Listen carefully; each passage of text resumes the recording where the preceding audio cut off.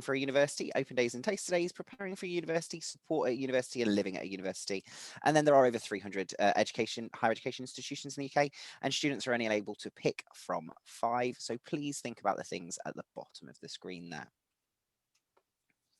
So how do you find the best university for you and for your students? Obviously, when you're a parent, it's really, really strange to say, how do you find the best university for you?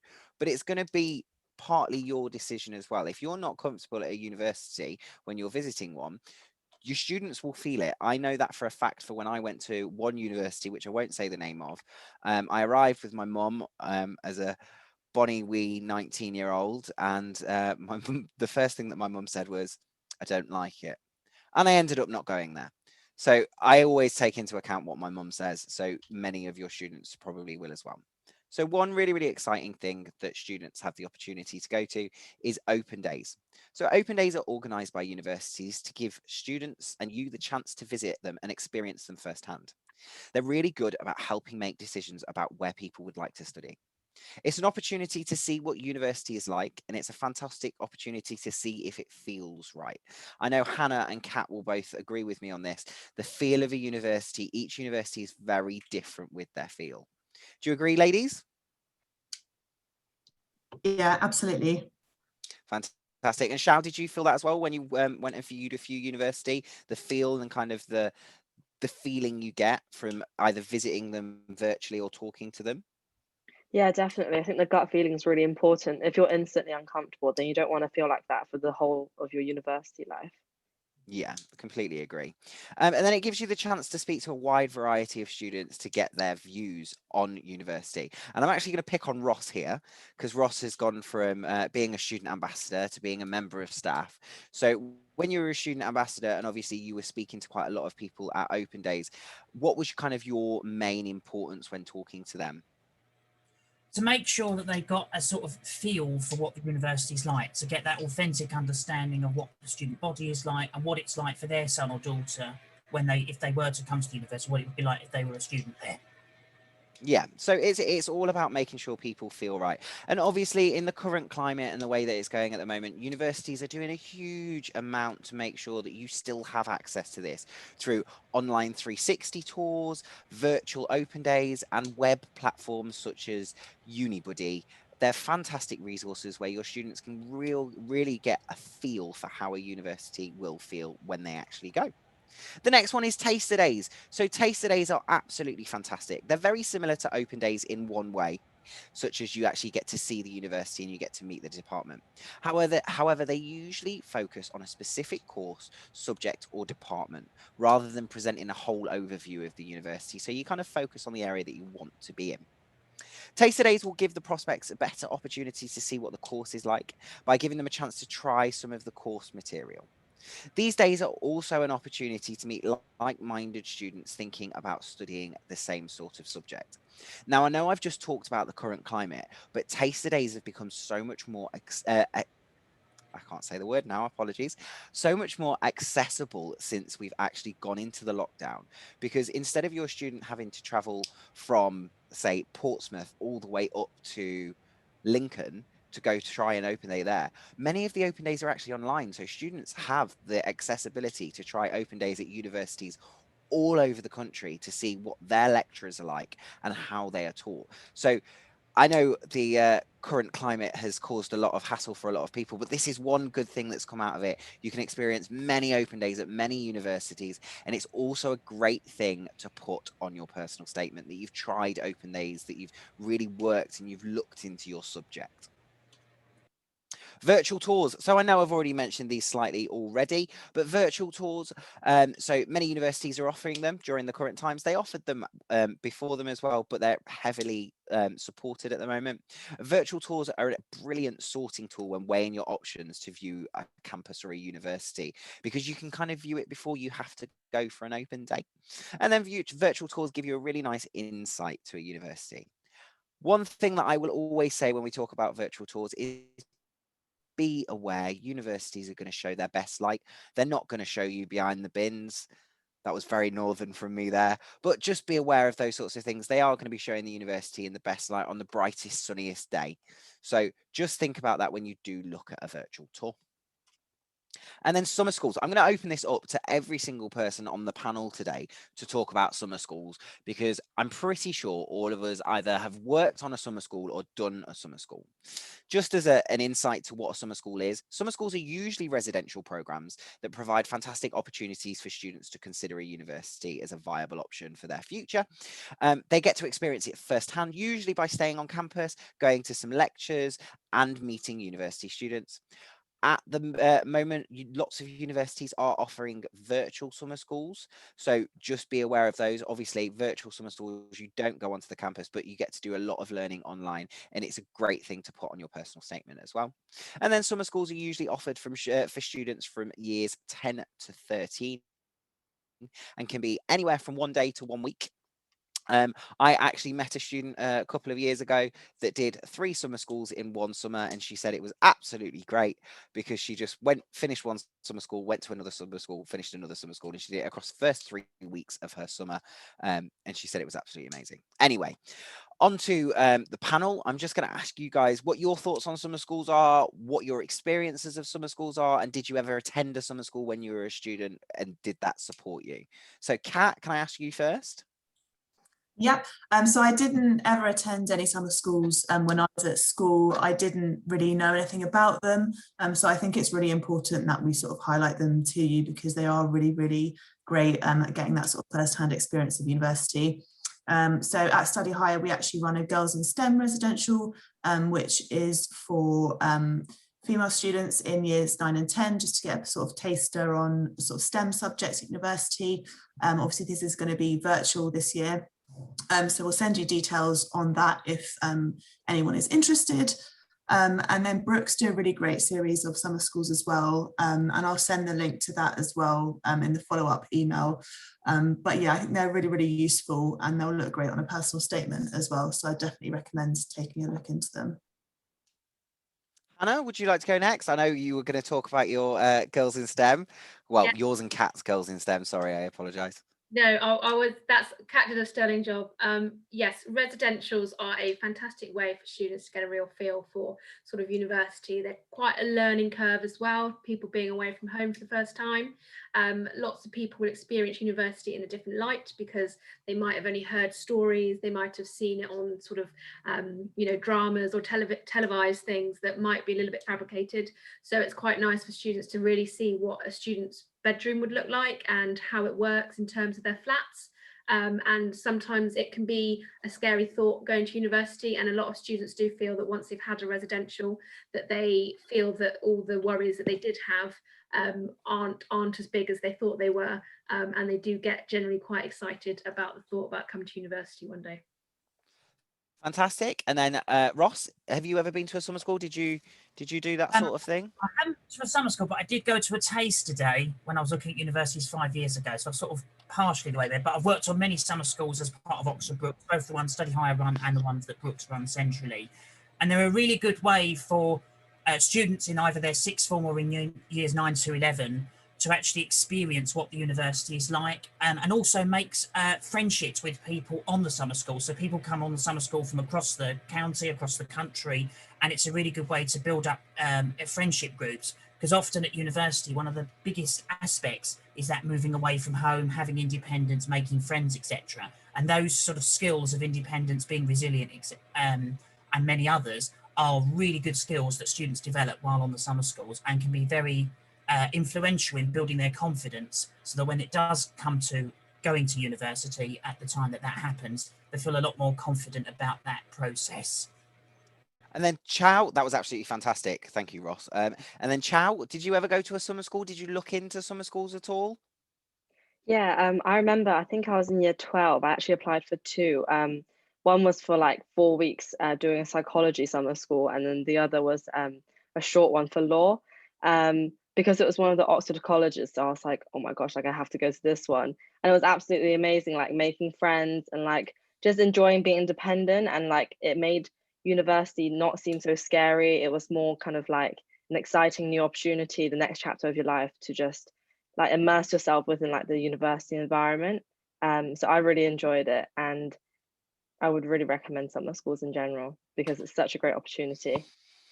Yeah, and staff and students, we all, when we get the opportunity to work on summer school, we absolutely adore it. It's one of the best experiences because you really get to know the students across the, and I usually do them for 5 days, but you really, really do get to know them. You get to support them, you get to assist them with lots of different things, and you usually get lots of questions about personal statements and such. I'm really sorry, I just dropped my pen. And then the next thing that we're going to go on to is preparing for university. This is the biggest, scariest thing. You've applied, you've got everything ready, and then you've got to prepare. So I've done my 5 top tips for preparing to go to university, and I'll explain every single one of them and the reasons behind them, because some of them do have funny reasons behind. I don't know if I just think they're funny or you may think them funny as well. So be prepared to go to university. My top 5. First things first would be arrange your accommodation. Don't get worried about this. Most universities will actually send you lots of emails and updates of how to arrange your accommodation, how to do your deposits and such like that. And also, if you're in a position where you're struggling with a deposit or things like that, most universities will support you with that and guide you of how to do that. The next one would be sort out your finances, organize a budget. There's a wonderful thing online called Student Finance Calculator, which will be able to calculate how much you're going to get when you're at university.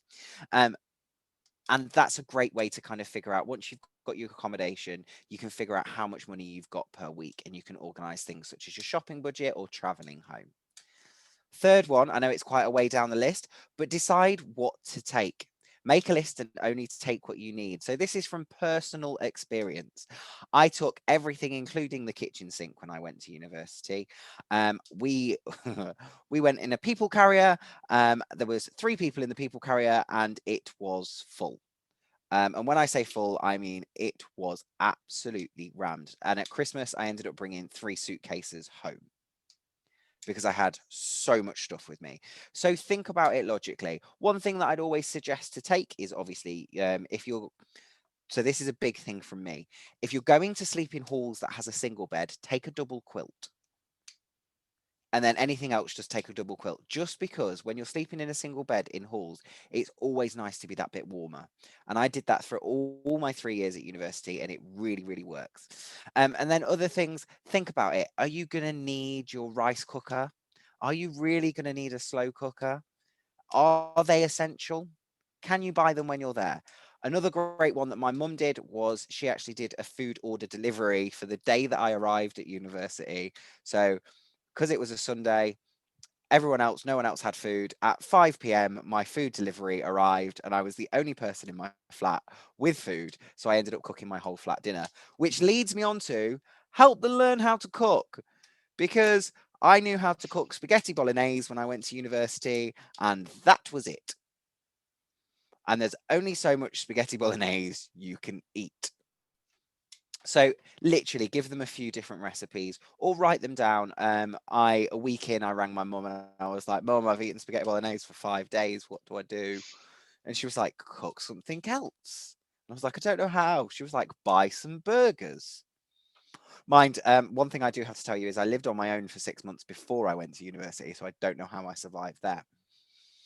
And then the final one is encourage them to use social media to get chatting with their new course mates. Many universities set up things like Facebook groups for different courses or Facebook groups for halls. So you can actually meet your people that you're going to be living with or the people you're going to be studying with before you get to university. So that's my top 5 preparing to go to university.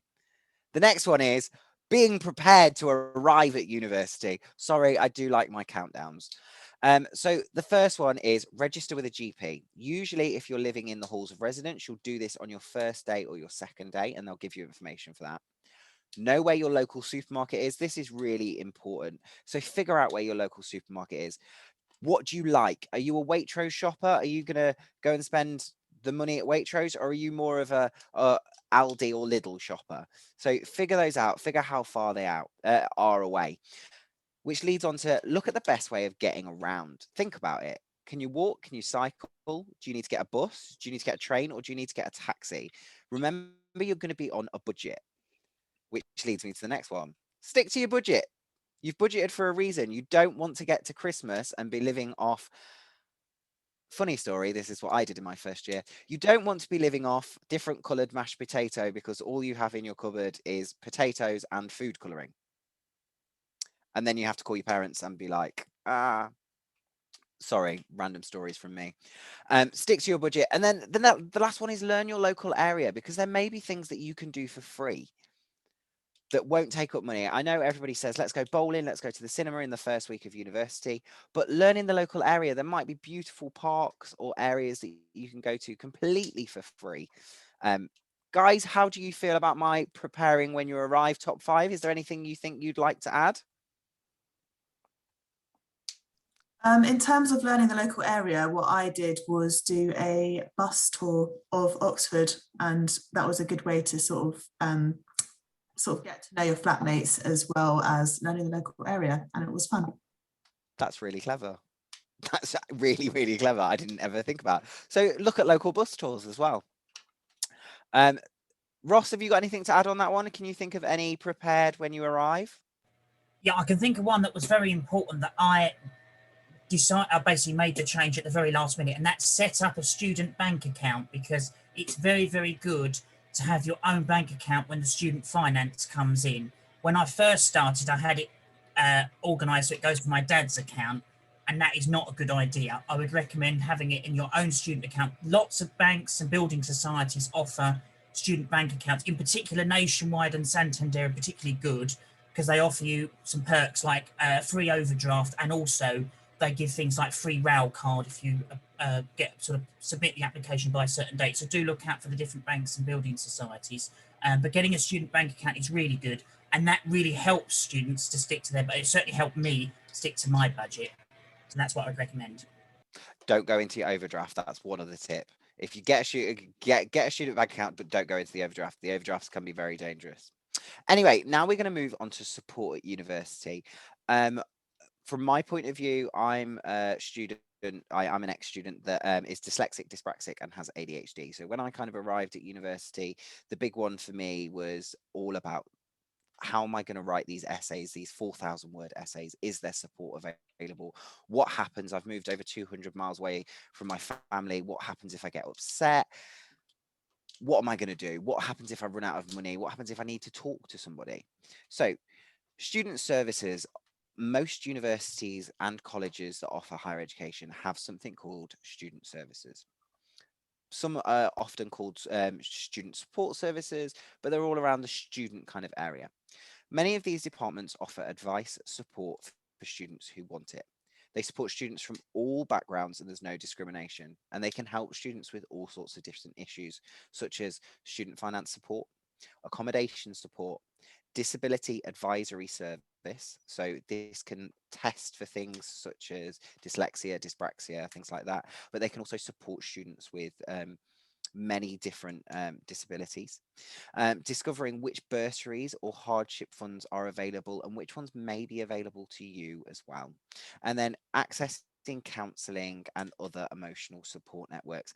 I can probably tell you that every single person on this panel at one point or another has used one of these services at university, whether it just be the student finance support services, the accommodation team. They are a fantastic resource that every university has, and they are essential in making sure that our students are supported. Anybody on the panel now, if you've got anything to add on that one, just because I feel like that's a very big one to be added to. I'm sorry, I've dropped my pen lid again. I just wanted to add, like, there's a lot of societies out there as well. There's literally one for like every interest, and you can always make your own if you can't find the one that you like. And I do find societies, it's like such a good way to connect people that are like you and that you feel like you can talk to. So definitely make the most of that opportunity.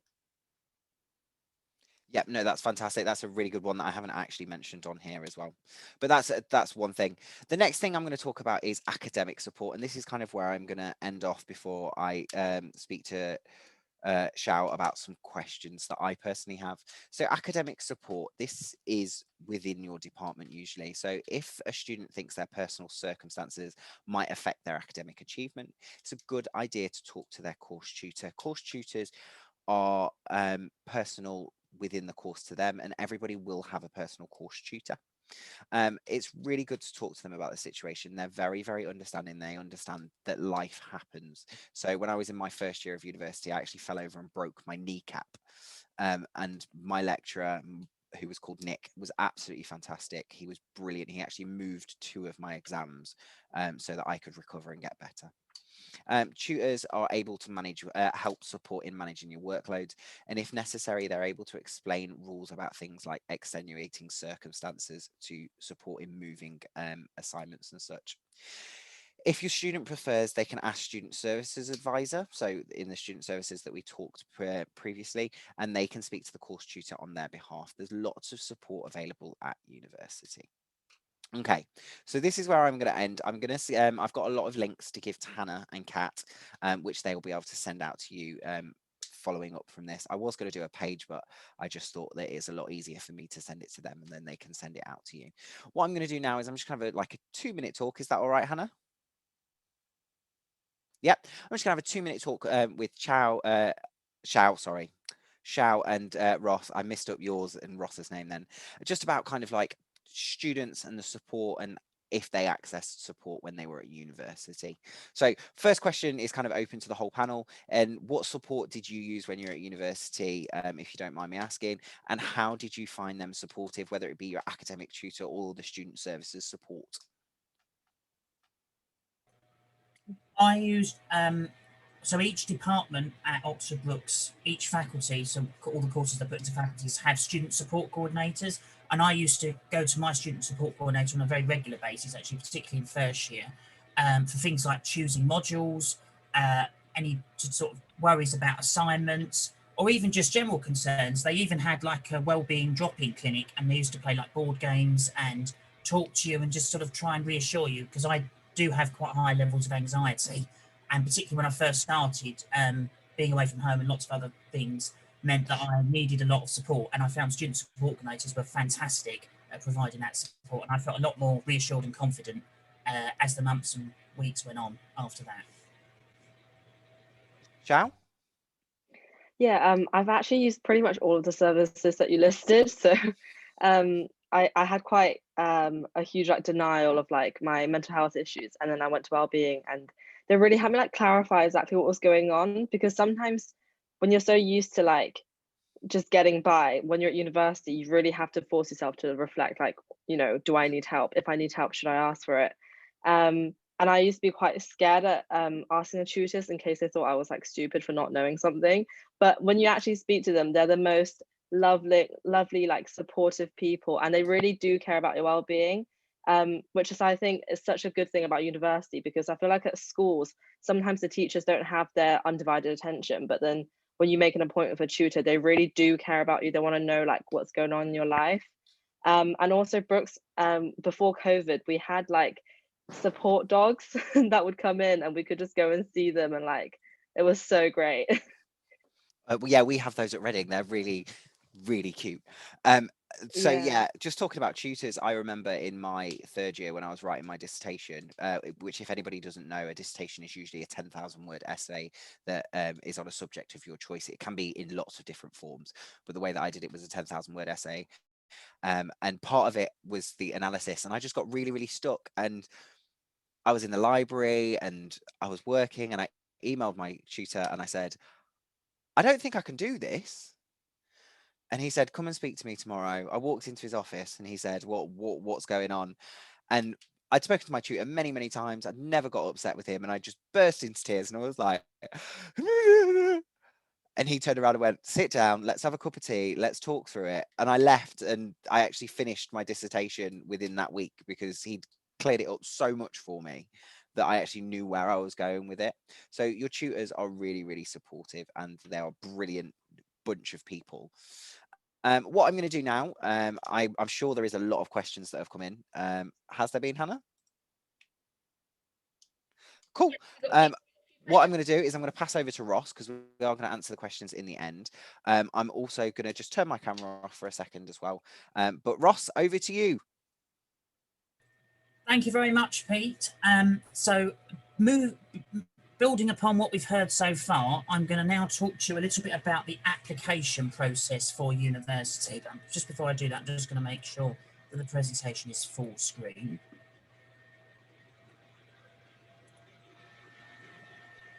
So, applying to university. So just first off, I'll reintroduce myself. So I'm a recent graduate from Oxford Brookes University and I studied geography. So if anyone does have any questions about going to university, particularly recently, I'm more than happy to answer those questions at the end. Now I work within the university in the same team as Hannah and Kat and have done for the last year. So applying to university then. So the main way in which UK students apply to university is through this system called UCAS. And this acronym stands for University and Colleges Admission Service. Basically, what UCAS is a web-based service for students to make applications to higher education. So it's impartial to all the institutions and you can make an application across the sector. So the application process has a number of different parts in it, and these are the sections that that your child or your son or daughter needs to complete when doing their application and filling it out. So first of all is the registration. So you need to actually register to create an account on UCAS, and by doing so, you will create a username and password. This will become a unique username and password that is only unique to you or unique to the student that's applying. So you want to make sure that you remember that. A tip that I always found when I was creating the username and password was to write it down on a little post-it note and sort of stick it by the computer or stick it by the laptop or maybe in your kitchen or somewhere that you can remember it so that you don't forget the username and password, because it can be quite easy to forget. Then after that, you need to insert your personal details in.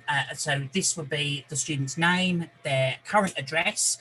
That would be the address that they live at most. So if the student, for example, is from a family where the family is divorced, it would be the household in which the student lives for most of the time. They would also need to put their date of birth, email address, residential status, etc., etc. For those who've done the census this weekend or in the last week, it's a little bit similar to that in those sorts of details that you need to include. Then the next bit, you need to enter your choices. So you have 5 choices, and I'll talk about a little bit about those in a few slides' time. You can do it in any order you like. So some students get a little bit hung up about, oh, the university I want to apply for most is not in the top of the page. That's absolutely fine, because UCAS rearrange your course choices based in alphabetical order. So whatever the university you've applied to or the course you've applied to has the beginning letter at the start of the alphabet will be the one that appears first. So after you've entered all your course choices, you then need to go on to the education section. And in this section, you need to include any qualifications that you are or the student is currently taking. So this would be, for most students, A-levels, BTECs, NVQs, etc. But they also need to include qualifications that they already have. So for most students, this will be GCSEs, it may be functional skills and other qualifications as well. So pretty much everything that you've done in your educational life up until the point that you're making the application, all the results from any qualifications you've got need to be included. Then after that, you do need to include employment. Now, some of you might think, well, why is this relevant? Because obviously if they're going to university, they're not going to be employed. And that's true. But some students may have done or participated in part-time work while maybe studying at A-level, or maybe done it in the school and college holidays. And it is important that that is included in your application as well.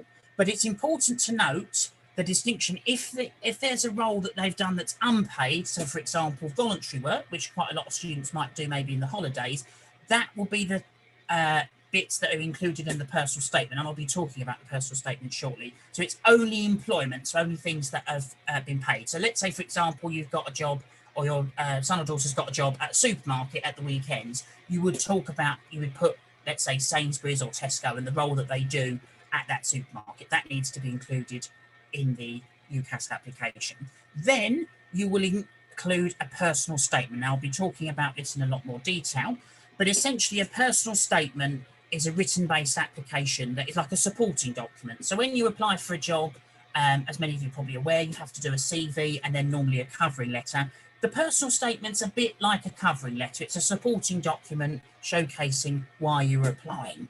And then the last bit is a reference. So there'll be one reference that goes in as part of your UCAS application, and this is done by the school or college that your son or daughter is in. So this is usually written by the head of sixth form or personal tutor, depending on how the school or college is structured. Can sometimes be a careers advisor in some of the large colleges. but it's usually someone that your son or daughter will already know within the institution. So that's basically an overview of the application process. So what happens next? So once you've completed the application and put it together, UCAS will then process your application, and then you will receive a welcome letter from UCAS. This is usually a few days or weeks after the application has been submitted. And then after that, the universities will then receive your application and start to review that. And then they will decide whether or not they want to make the student an offer or not. So what happens then is the university usually comes back with 3 different options. They either come back with what's known as a conditional offer, which is what most students and what I got when I was going through the process. And that means they will give you provisionally a place based on you meeting the requirements, usually of A-level or BTEC results, usually what's known as predicted grades. The unconditional offer, and this comes up from time to time, means that you were given a place, but there are no conditions attached to that place. So basically, you're guaranteed that place for when you start. Now, most students don't receive unconditional offers unless they maybe have taken a year out before applying. So some students take what's known as a gap year, either work in employment or travel or do whatever within the community.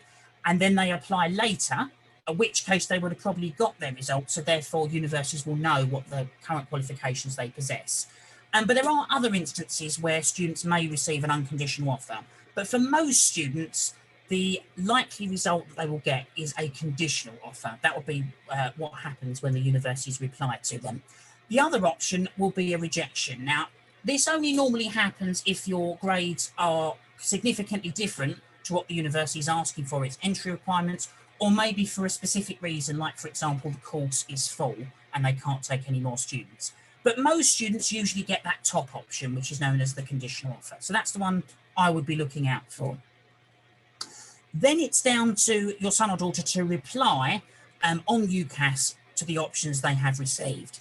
So you'll usually get a response from your 5 universities. However, they don't all necessarily come at the same time. Now, that's not something to be panicked by. Some courses and choices take longer to reply for various reasons, whether they've got more applications to choose from or their database is different, etc., etc. But I would wait until you've got all your responses back before making your decisions. But when you come to that process of making your decisions, you need to then accept one choice as your firm. So that is the university you would like, or the choice you would like to go to. Then you put one choice as your insurance offer, and then you need to decline the other 3. So your initial 5 choices that you have on UCAS, you then narrow that down basically to 2, your firm choice and your insurance choice, and then you decline the other 3. So that's kind of the application process. Now, one of the key aspects of that is writing this document known as a personal statement. And it is essential that you write one. You have to do it as part of the UCAS application. So there are 2 main themes that you want to convey when writing your personal statement. And they are why you are applying for the course. So that would be, for the student's point of view, what is it about that course that's attracted them, why they want to do it? A bit like when you're applying for a job or an apprenticeship, you would showcase why you want to do it. And then the other main theme is why you would be suitable. And you demonstrate that based on your experiences, your enthusiasm, etc. And I'll be explaining that in the next couple of slides.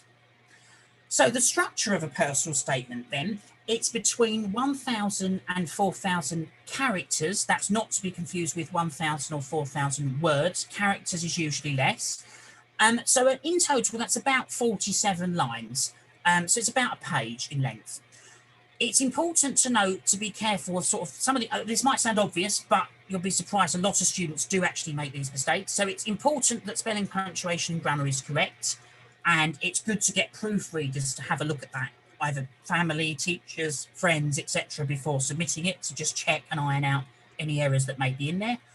It is a formal document, a bit like a covering letter or CV would be, so you do need to use paragraphs. It's not something that's just a list. It does need to be written in a formal way. It's important to balance sort of academic interests, so things about the course and modules and case studies, etc., along with extracurricular activities. So you'll showcase your experiences through the extracurricular activities and demonstrate why that makes you suitable for studying the course. it's important to know in the personal statement that you don't include any grades or qualifications. So you don't mention, for example, I'm applying for this course because I got XX grade at GCSE, therefore I feel this course would be suitable. You don't mention anything to do with grades in your personal statement, because that would already be part of your application in the education section.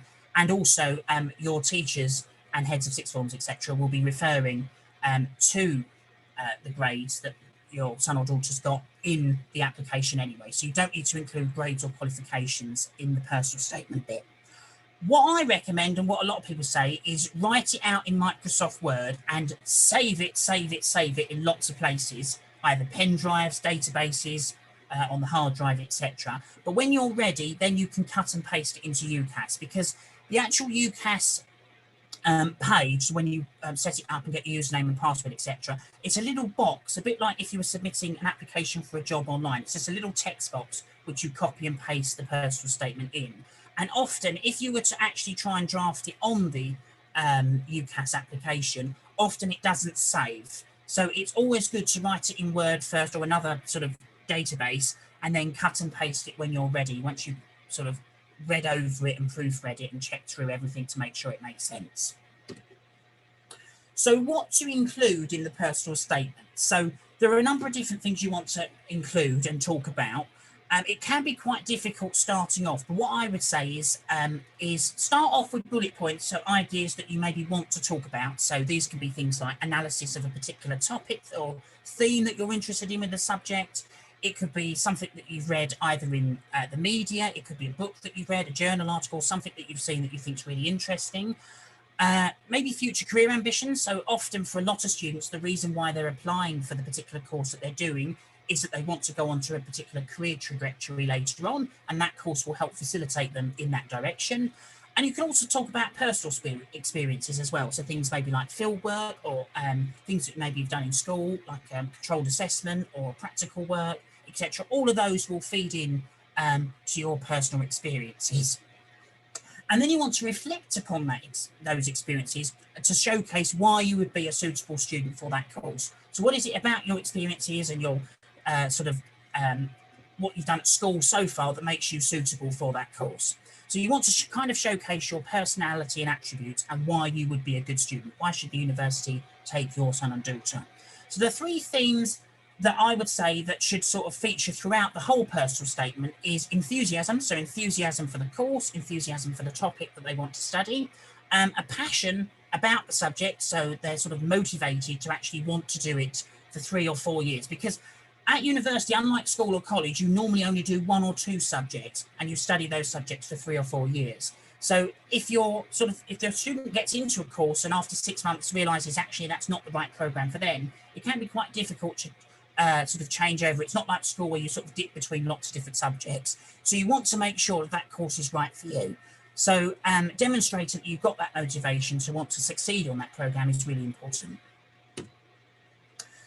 So your university choices then. As we already know, you can apply for up to 5 courses.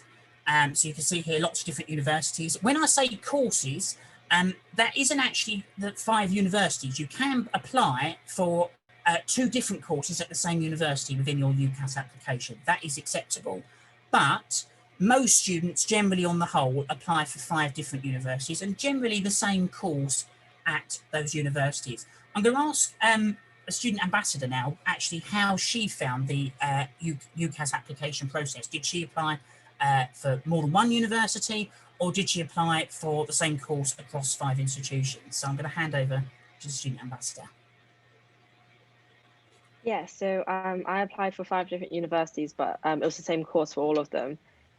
Because I couldn't figure out how I could fit a different course into the same personal statement, because there's only so many characters. So I just stuck to one course to be safe. Yeah, and I was much the same myself. So I applied for geography and applied for 5 different universities that were offering geography. So it's really important, as we both said, that you can only submit 1 personal statement. So if you are applying for more than 1 choice, and that is fine. So let's say, for example, you're applying for history, but then at another university, you might be applying for history and politics. That's absolutely fine. When you're talking about your experiences in your personal statement, make sure that you're not too specific, Because otherwise, if you're talking about history in a great length of detail and you're applying for that politics course, the admissions tutors will kind of see that that student is kind of delving into another subject area. So it's really important that you sort of use themes and experiences rather than be too specific about specific courses, particularly if you're applying for more than one different type of course. Okay, so what makes a strong personal statement then? There are lots of different sort of features that make a strong personal statement, but generally these are some of the things that universities would recommend as to ways to approach the personal statement to make it come across really well. So you want to demonstrate that you've got genuine enthusiasm for the course, and this can be shown by all the different experiences that you've got, ways in which you've gone above and beyond the course, whether it be through volunteering, fieldwork, research, wider reading, etc. You want to demonstrate through a natural and honest approach. And what I mean by this, it's important to sell yourself because you want to make sure that you come across the best as you can to give your the best chance of getting onto that course. But you want to make sure that you're natural and honest. So you don't want to sound sort of boastful or maybe patronising in when you're writing. So always reflect naturally and honestly about the experiences that you've got. You want to showcase that you've got a personal interest in the subject, and you'll be able to do that by the experiences and your sort of academic record so far. And you can also do this by research into the course. And I can't stress enough actually how important research is. Some of the ways in which you can do research is through things like getting prospectuses. So all universities have prospectuses. And even at the moment where you can't necessarily get those prospectuses in physical form, they're all available for download on university websites. And they're a really good way to find out more about the course, the sort of different topics that are studied on that course, and also to get a general feel for the university as well. So it gets you aware of what the course is like. And also the other thing, which Pete and others mentioned earlier, is these things called University Open Days. Now, a lot of these at the moment are virtual, but as the sort of restrictions are slowly lifted over the next coming months, some of them may go back to being physical again. But usually open days are a really good way, whether they're physical or virtual, to meet students, meet staff, and get a feel for what that university is like. And you'll get to find out more about the course itself from the people who teach it, so the academics who actually teach the programme. And also another way that you can make your personal statement strong is wider reading around the discipline. So this is reading beyond the sort of core subject. So what you might be doing at A-level or in your BTEC, or maybe what you've done at GCSE. You want to go above and beyond that and look either in newspapers or in journal articles or on the internet, different sources, to see sort of what the contested topics are within that area. So for example, as someone who's doing geography, some of the things that I was looking up a couple of years ago when I was applying is things like climate change and sort of maybe environmental management and things like that, key sort of contested topics and areas that are very contemporary to the here and now, and demonstrates that you've got that sort of passion and enthusiasm for the subject and you want to learn more. So how to approach writing a personal statement then? So the method I recommend using that can really sort of help you structure the personal statement, help your son or daughter structure it, is the ABC method. So your son or daughter may have heard this thing called point, evidence, explain in school. I know it was drilled into me many, many times when I was in secondary school. The ABC method is a bit similar to that, but the sort of things that you would include in each section can be slightly different. So the ABC stands for Activity Benefit Course, and you want to make sure that you include each section in a sort of chronological order. So when you're writing your paragraphs or your points within your personal statement, you want to start off with the activity. So what did you do? So maybe, for example, you worked in a supermarket. Then you want to talk about what did you learn? What did you develop? So transferable skills, experiences. So you could say, for example, I worked in a supermarket where I learned customer service and how to communicate with others effectively. So that's the transferable skills. And then, and this is probably the most important point of the three, is relating your activity and your experiences to the course. So you can say, I work at Sainsbury's part-time, I've learned how to communicate with others effectively, I would like to utilise this skill in communication by studying X at university. And that really showcases how you're utilising your experiences and how you want to build upon that by studying a particular course at university, so making it relevant. So writing about the course then, there's a number of different things that you can consider, and this is not an exhaustive list, there are lots of other things that you can consider, but often students may have a favourite topic, and this can delve from what they've learned in school or college, or this might be something that they're sort of passionate about outside of school or college and they want to sort of explore it further. As we said earlier, you may have a career in mind. So lots of students know that they want to use going to university as a platform to launch themselves into a particular career sector. So things like law, architects, medicine, etc. And you can say how you want to sort of use that course to get onto that career trajectory. You want to demonstrate evidence of wider reading. And you also want to showcase what you want to explore on the course while you're there. So Pete mentioned earlier about things like dissertations and research projects. Often they form a key part of courses across all universities, no matter what subject the student may be studying. So you maybe want to showcase what you want to learn on that course and what you're most excited to get out of it as well. So writing about extracurricular activities then, there's lots of different things you can include, but you want to make sure this section is very succinct. So it should only maybe be 1 or 2 paragraphs. So you can't talk about everything that you've done. You maybe want to choose the examples that are most relevant. So you can talk about things like hobbies and interests, part-time employment, so maybe working in a supermarket or a coffee shop, etc. Any sport or recreational activities that you've done, either competitively or just sort of recreationally in your spare time. You may want to include things like work experience that you have done or maybe will be doing. And you can also talk about things like visiting university open days or maybe attending summer schools, and you can talk about those experiences and how they've made you, your son or daughter, more confident in navigating the university process. And you can also talk about things like volunteering where applicable as well. So I've only got a few more slides before I round up. So you can see here some of the most common opening lines from a personal statement last year. I'm not going to read them all out to you, but you can kind of see they kind of are quite similar in places. The typical opening lines like from a young age, I've always been interested in. The chances are that interest might not have only developed in only recent years. So actually it's sort of slightly incorrect to suggest that maybe you've always been interested in that. And also universities are often looking at where that interest has developed. So saying a statement like that doesn't really showcase how that interest has developed. So it's much better to sort of be more personal and talk about your experiences. So some tips and advice then. You want to make sure that you don't leave it to the last minute, and you can do that by planning it first. And I've got the timeline, UCAS timeline on the last slide, the next slide. You want to make sure that you sell yourself. You don't want to come across as boastful. It's important that you sound honest and natural. So try and avoid using maybe funny or maybe controversial topics. Now, for some courses, there might be more controversial topics than others, and that's fine. But you want to showcase that you've understood the different perspectives on those controversial topics. So for maybe things like politics, etc., you want to weigh up the key arguments. It is a formal document, so you can't just write lists of what you've done. Instead, you want to showcase self-awareness and reflection upon your achievements. Proofreaders is really important. I would recommend 2 or 3 proofreaders, maybe one family member, a teacher, and maybe one of your friends who might also be applying for university and be in a similar experience to yourself.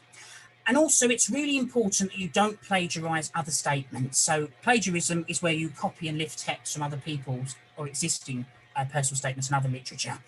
Universities will know or identify if you've done that. So always make sure you keep it personal to you. You can look at others for inspiration, but make sure you just use it for inspiration and that you write it all out as personal and honest about yourself as possible.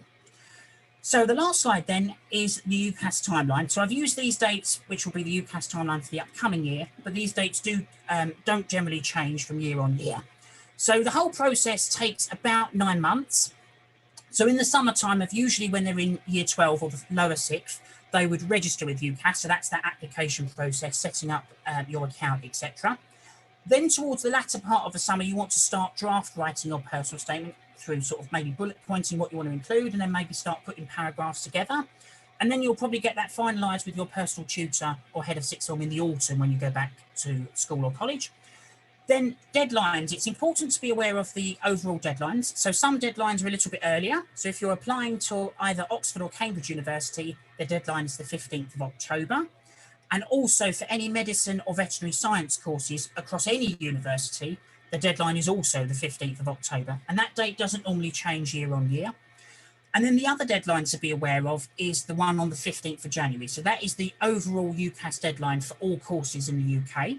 Most schools or colleges, though, do have an internal deadline to get it to your tutor so they can have a look at it, and that is usually before Christmas in most institutions. Then after that, once you've submitted your UCAS application, you then receive your offers, and then like we discussed earlier, you then need to finalise your choice with a firm and insurance offer. and then you just have to wait for your results in the summertime to confirm your place.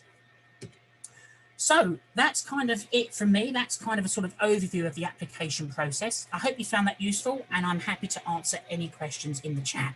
Thank you very much for listening today. Thank you. Thank you so much, Ross, and to Pete. There was so much information there, and I think it was like a really good starting point. We have recorded the session, so we will send that out in the follow-up email, as well as any useful links as well that Pete mentioned as well. So this is the point where we do have half an hour allocated for a Q&A. We have had quite a few questions come in, which is great. If you do need to go, that's absolutely fine. It's completely optional to attend the Q&A. When you do leave the meeting, there is a survey that will come up. So if you wouldn't mind, please filling that out. That will be really helpful. It's only a couple of questions long. And then also just a reminder that next week's session is all about vocational routes and apprenticeships. So I'll be doing a bit about apprenticeships for half an hour. And then we've actually got a previous apprentice called Grace, who's going to be delivering her experience of doing an apprenticeship. And then hopefully we'll have an employer giving their perspective on what makes a good apprentice as well. So if you do need to go, thank you for coming, and we hope to see you next week. But we will now move on to the Q&A. Do you want me to lead on the questions section, Kat? I'm happy to be the Q&A lady, and then I'll ask you guys the questions. That's cool. There was just one that I really wanted to answer. Okay, I'll ask questions then. If you're super keen, just get in super quick. Okay, so first one was, how do you actually apply for summer schools? I'll jump in. So many universities will put them on their websites. They'll also contact schools, but if you're really eager looking for a specific university, look on their websites. There'll be lots of information. I think there is also a summer schools website out there as well, which if there is, I will link to Hannah. I can't actually remember what it is off the top of my head right now, but I will link it. But yeah, most of them is literally you will go onto the university's website, type in summer schools at Reading University, and you'll get a list of them.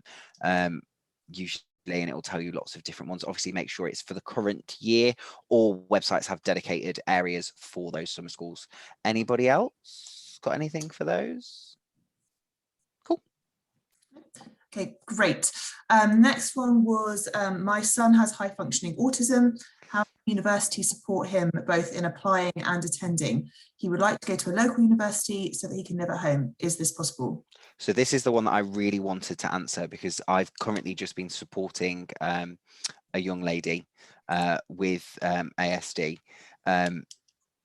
So I've actually been supporting her. So one of the first things that I'd always suggest is getting in contact with the recruitment department, so the outreach and recruitment department, and ask them if there's any support available from them. So with me, I was a buddy for this student and I supported her, and I also went to a couple of meetings with parents as well, which was really, really useful for her.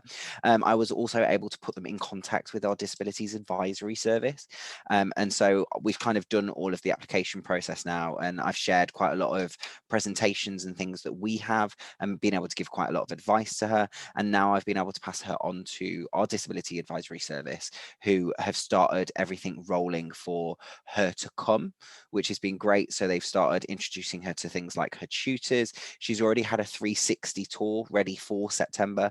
When the lockdown lifts and we're allowed to do tours on campus again, she's going to come visit us on campus. And because I was the first person that met her, I'm actually going to meet her again. And then because she's used to me and she knows me, I'm going to introduce her to the people from the disability advisory service, and then they're going to take over from there. So I'd always say contact the university. Universities are amazing with support. Contact your disability advisory service straight away, and contact if you're struggling with things with like the application process and not sure about student finance. It's our dedicated job to support applicants. So contact us, contact the outreach department, contact the recruitment department, and tell them you need help. And they will support you. That goes for not just students with disabilities, that goes for all students. We're paid to support students into universities. That's what we get paid for. So contact us and tell us we need to do our job, and we will support you. Sorry, I know that one. It's a very passionate one. I've been working with this young lady for ages, and I'm really happy that she's got to the level that she has now. No, that's great. Thank you so much. Oh, sorry, there was a second part of that question, but it's gone off my screen. Does she, can she commute? It's not a she. Can the person commute to university? Yes, you don't have to live in halls.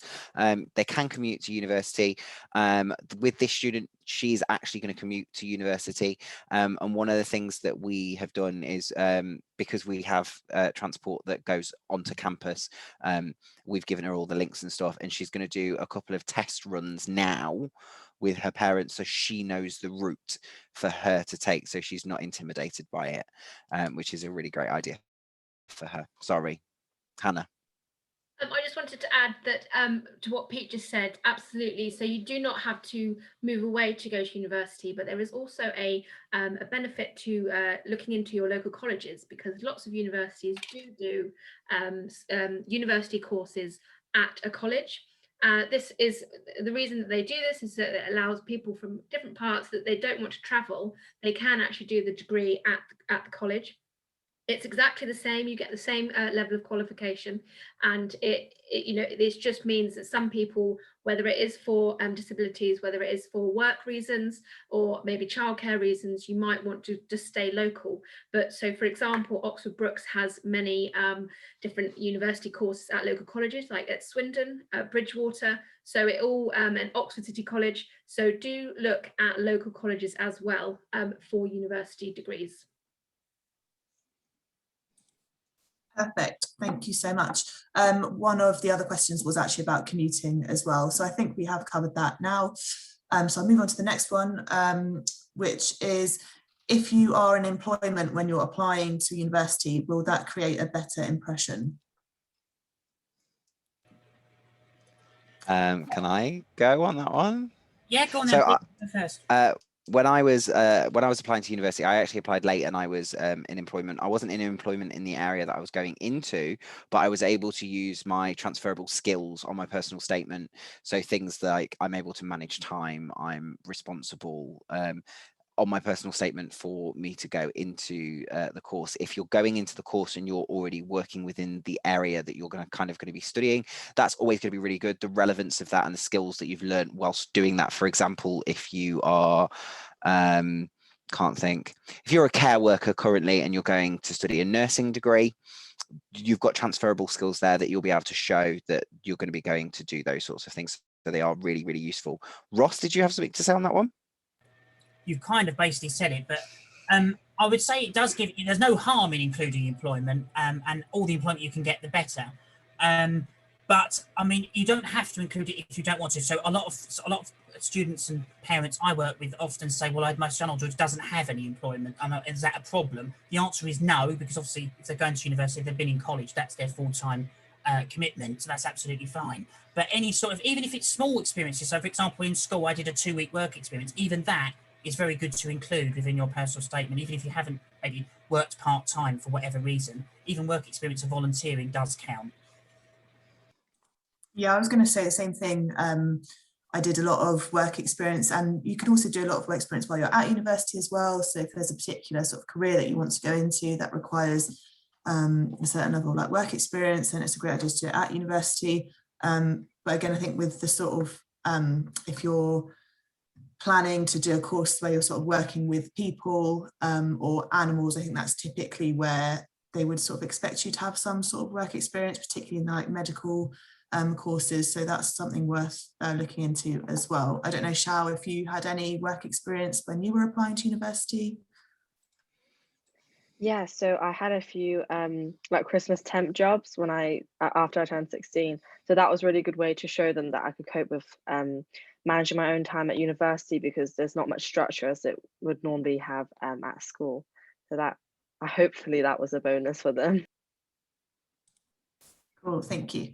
And sort of linked, I guess, is what part do interviews play in the application process?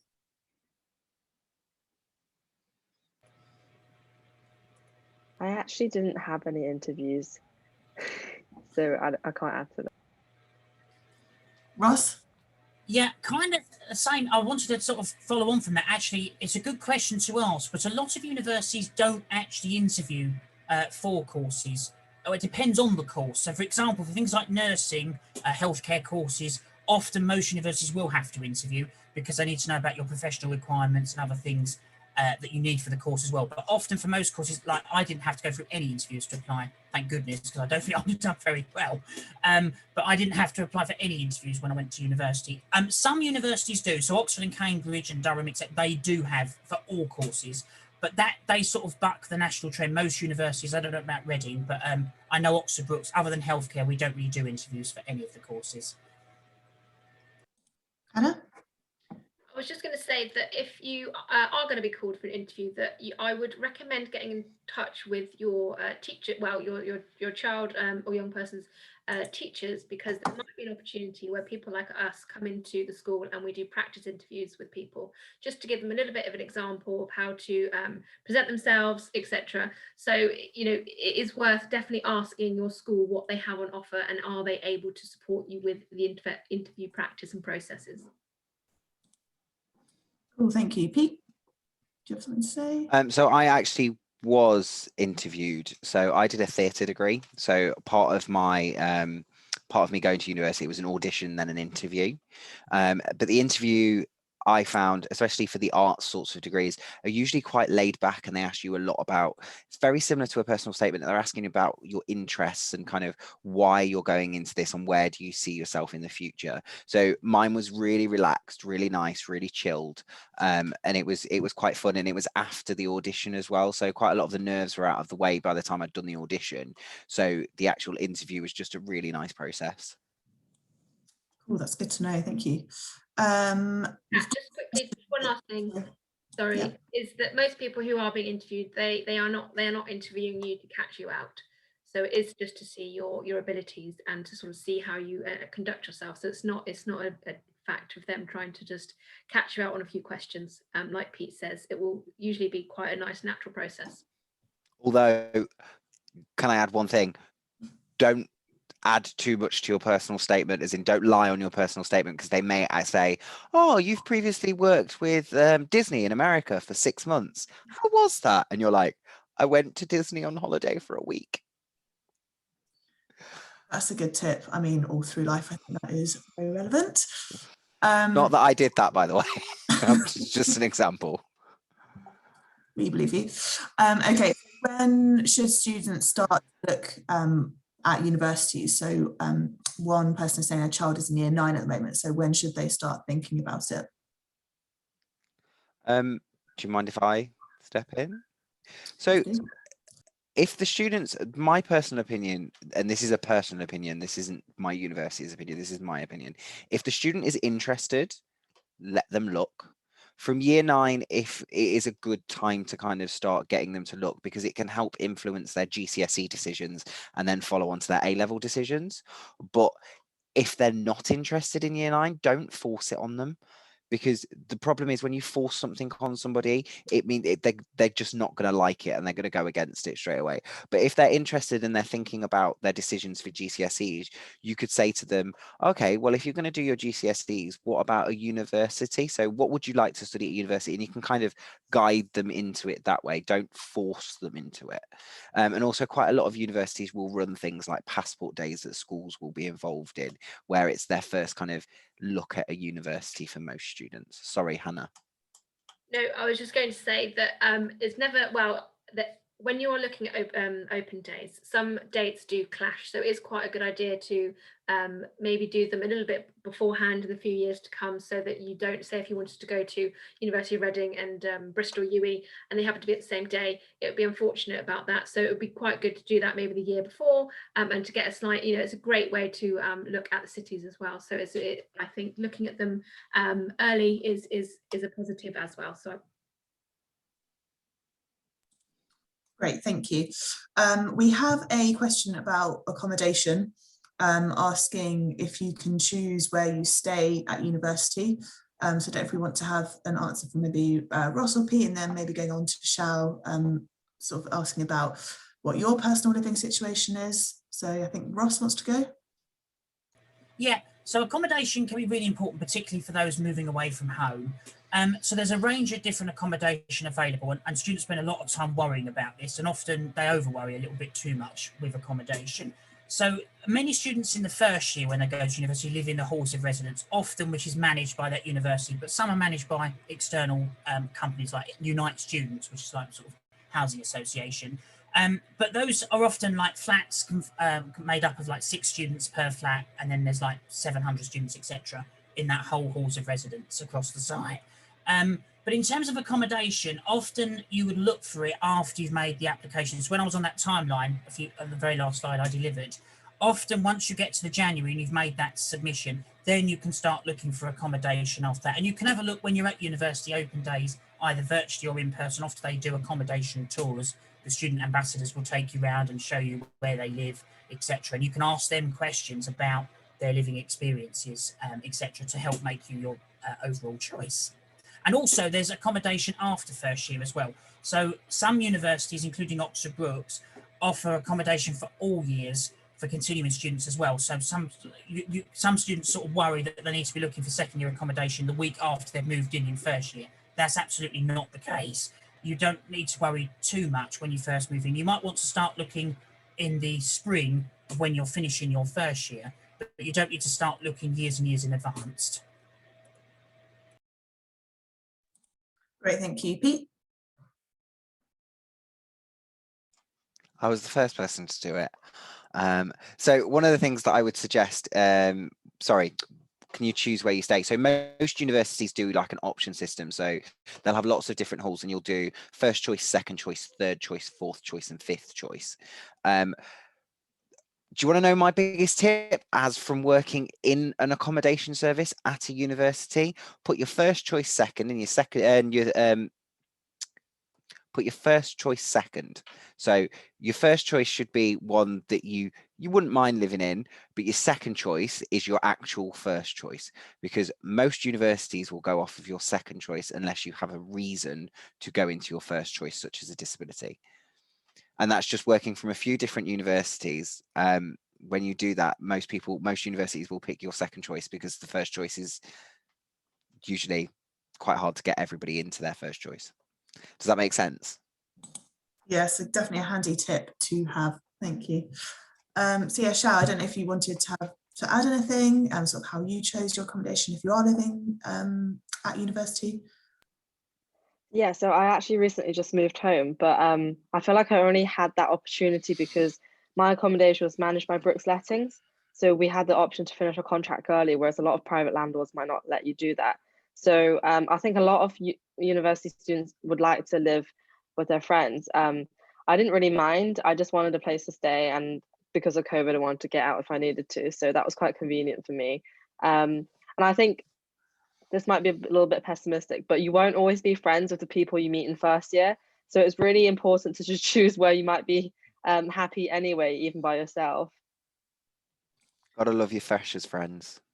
Yeah, definitely true. I didn't really get on with my flatmates, but thankfully I made loads of friends at rowing, so I didn't have to worry about it and just moved in with them in my second year. So that was all good. Okay, we've got one question, which is, what is the difference between a city university and a campus university? I went to put my hand up then, but just put my hand up, sorry. So your University of Reading is a really easy way to describe a campus university. So we're set in 321 acres of parkland. Everything is 15 minutes from the centre of campus. Everything is on campus. So our campus includes all of our accommodation. It includes all of our teaching rooms, lecture theatres. It also includes our food hall, our shops on campus, so like the co-op, the food merchandise shop, all of our cafes. So everything is basically encompassed in one area. We do have three campuses. So we have another campus that's 15 minutes down the road and another campus that's in Henley for Reading. So, but they're all big campuses where everything is pretty much encompassed, including halls and things. A city campus, it all depends on what university you go to. Trying to describe a city campus just for one university is quite hard, but I'll pick one. So I'll go for London Met. So London Met has specific areas where different things are. So they're all in different parts of London. usually in, I think London Met's in the centre. Anybody tell me if I'm wrong. But it just means that you may be in Greenwich in the morning for a lecture, and then you have to catch the tube across to Kensington. So it's just that it's a little bit more spread out because it's across the city, and your accommodation may be in one part of the city and one lecture maybe in another part of the city. One thing I will say is they do account for this when they do your timetable. So they won't put you, for example, in one part of the city for a lecture at 9 till 12 and another part of the city from a lecture from 12:30 till 2. So they will make sure that they have accounted for travel time in this. Does that make sense for everybody? Do you think I covered that? Sorry, I questioned myself a little bit then. No, thank you. We are running a little bit over time, so we've got 10 minutes left and we've still got 4 questions to get through. Like I said, if you do need to go, that's absolutely fine. We're recording and the Q&A as well, so we'll send that over to you. So the next question was, how do universities support students in sports? So are there any sports scholarships? So Ross, I might dedicate this one to you, just to touch on sort of how scholarships work, if that's okay. Yeah, absolutely. So you can get a range of scholarships, and some of those will encompass sports. So you can apply for those as part of your application to the university, or you can also apply for those when you're there. So actually, one of my friends applied for a scholarship after they arrived because they didn't know anything about it, and then it was still available and they applied for it then. And in terms of supporting students in sport, there's lots of different support available. Most of the sports at the universities are societies as well. And they will often put on activities either at the start when you're a fresher, so maybe at the freshers fair, or throughout the term time to get you involved in that activity. And importantly, so for someone like myself, I'm not particularly good at sport, I'm dreadful in fact, but I did enjoy getting involved in different activities like swimming and cycling because it was a good way to make friends, and I enjoyed doing it even if I was rubbish at it. So you don't have to be competitive to actually participate in any of the activities. Some things you can get involved competitively if that's suitable for you, and there's lots of ways in which you can do that. But even if you just want to take part and turn up once, that's absolutely fine. You can go along to the societies and the activities and then just drop it at a later date if you so wish. Thanks, Ross, that's really helpful. Yeah, I'd say joining clubs and societies is a great way to make friends, and yeah, you can take it as seriously as you want. Okay, next question was, are required grades flexible? So I don't know who wants to take that question. Ross? Yeah, this is a good one. So it is important that your son or daughter strive to sort of meet the entry requirements for the programs they've applied for, but there is some extent flexibility, and there's a number of ways in which this happens. So one is clearing. So if you don't necessarily get the grades that you want, and maybe you don't necessarily get the conditional offer, it then gets rejected when you get your results. There are lots of ways around this through clearing, because all universities, or most universities, shall I say, participate in clearing. And if there are still spaces on courses, you can then go and apply for another course after results day. And on the reverse of that, you can also do what's known as adjustment, where if you do better than expected, you can actually then go through adjustment, release yourself in UCAS and actually apply for another course, which may have higher entry tariff requirements if there are spaces available. Also, a lot of universities, Brooks included, are tending towards what's known as not conditional offers, contextual offers, not to be confused with conditional offers. And contextual offers is where they may offer some leniency or sort of differences in the grade requirements. So, for example, most Brooks students usually have to possess 2 Bs and a C, but for a contextual offer, it may be, for example, 3 Cs. And in order to be eligible for contextual offer, there's a number of different parameters you need to meet. One would be like if you're living in a more deprived area, if you're maybe the first in your family to go to university, having a disability, other things like that. And you can look on university websites to see if you might be, or your son or daughter might be eligible for the contextual offer. But there's a number of ways in which grades can be flexible, yes. Great, that's really helpful. Thank you, Ross. Okay, we've got a bit of a niche question next. For astrophysics, which is the best university? And following on from that, how would you find the information for the best university for different subjects? So I've just Googled partnerships for astrophysics, I'm not going to lie. So what I'd suggest doing is I'd look at the Times Higher table for the best course for the best courses. Can someone help me with the words? I've just completely lost them. I'm really sorry. League table? Yeah, Should we that's it. do this? Yeah. I'd suggest looking at the league table for the course with the best results, and then look through those few courses and see what their partnerships are.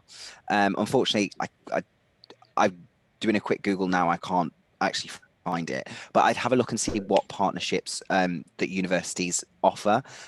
Just because a university is partnered with that company, though, does not mean that you are going to work for them. It just means that there is a partnership available. So I'd have a look at those sorts of things. With that, I know that's a really, really quick answer, and I'm really sorry with that. Ross, have you got anything to add to that one? Not really from what you said. Now, I would just say university league tables and specifically subjects. The university league tables can differ. So there's three main sources: the Guardian, the Times, and the Complete University Guide. Although universities can appear quite differently in those tables, especially year on year. But I would mainly focus on the subject league tables as opposed to the general league tables, because they can be very different, particularly for more mid-ranking universities. Often they appear quite highly in certain subjects that they specialise in, but are generally ranked mid overall in the overall league tables. So that's what I would suggest. And that's exactly what I was trying to say a minute ago when my words got lost. I'm so sorry. Thank you. Okay, and the final question, I actually have experience of this, so I'm happy to start this one, is can taking a gap year affect your application? So I actually did take a gap year. I didn't get the sort of A-levels that I was expecting, and I just was a bit of a mess with the whole university application process. So I decided to take a gap year and then do my application after that. So I actually went to Germany to work for 6 months at my uncle's company. Gave me loads of great skills and experience that I could then use in my personal statement. And it gave me, I think, an edge over other applicants. Also, it's quite nice if you do end up, if you have no idea what you want to do and you decide, actually, I do want to go to university after your gap year, and you then do your application. It means, like Ross was saying earlier, I actually received unconditional offers from all my university choices because I already had my grades. So it was quite nice to know that I sort of would pretty much definitely get in as long as my personal statement was pretty good, which was definitely a big weight lifted off my shoulders. So I'd say it won't affect your application negatively at all. And in fact, it can be really positive and give you that sort of extra edge over other applicants. Pete, I don't know what you wanted to add. Couldn't find the unmute. I just want to say, yeah, I took a gap year as well, but I did a little bit different than you. I didn't go anywhere to work. I stayed in the town that I was working in, just because the whole UCAS application process just overwhelmed me completely, utterly and totally overwhelmed me. And I actually took a couple of gap years, because the second time I went to go to university, I got to about 2 weeks before, and I turned around to my mum and I was like, I can't do this, don't want to go. So it's perfectly fine to have those sorts of feelings. It's also perfectly fine to kind of go and be like, I need a break, I can't do this, and defer your application. Those sorts of things are fine as well. I worked in retail for 2 years, and then I had time to do my application. When I did my application, I didn't do it through the normal process. I actually did it through clearing, through the whole thing through clearing, and did it that way because I already knew which universities I wanted to go for. I would suggest going through the normal process because it's a lot easier and you don't have to do the whole thing in 3 weeks. But it was the process that I chose, and the gap year really supported me. It helped me mature. I don't think I'd have got through the 3 years of university without being the age I was when I went, if that makes sense. Definitely, thank you. Anyone else get anything to add on that one? No. Fab. Wanted to, piggyback on Pete's point. I wish someone told me that university will still be there if you take a gap year, because I never took a gap year, and I really wish I did, because I really just rushed into it, and now I'm like, yeah, just is it a good time to take a gap year still? Who knows? But yeah, definitely, like, everyone should know that the university will still be there if you do take a gap year, won't go in. And it's not just a year. I mean, even if you are doing a career for like 20 years and then you decide, actually, no, this isn't what I want to do, you can always go back and go to university, whatever age. So I think that's definitely good to know. I'll just add really quickly, Kat, that it's slightly on a different note, but I applied to university at a different university to Oxford Brookes, and I absolutely hated it. And I dropped out within the first month because the course, the whole atmosphere, the whole university did not suit me personally. It was terrifying. I thought I was letting everybody down by dropping out, but I dropped out and I did another year. I did some more A-levels in Knight College, and then I applied to Oxford British University, and I graduated from there, and I absolutely loved the place. So like everyone's saying, university will still be there. We don't always make, you know, the right decision for us, and if we don't, there are options for us to change and there's nothing wrong with dropping out of university if you feel that the place is not for you at all, as all different universities are very different, all different courses are very different, but like all of the panelists have said, that the universities will be there another year, so don't feel disheartened if that year is not your year. There are other opportunities to try, and there is lots of support out there from people like ourselves or the universities or your schools. Perfect. On that note, I think we are finished right on time, which is good news. So yeah, thank you again so much for coming. Hopefully that has